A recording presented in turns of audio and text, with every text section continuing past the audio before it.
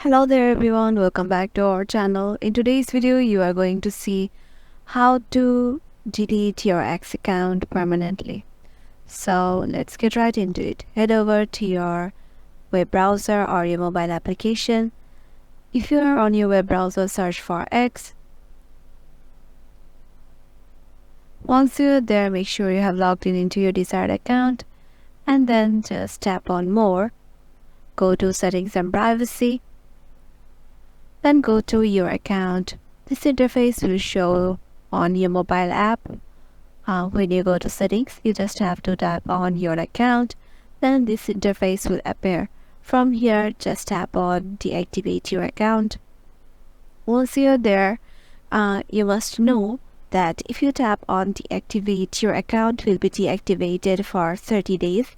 And if you don't change your mind until 30 days and don't reactivate your account again, then your account will be deleted permanently.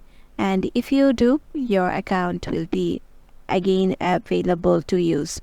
So yeah, this is the way to delete your TikTok account. That's it for today. We will see you in the next one.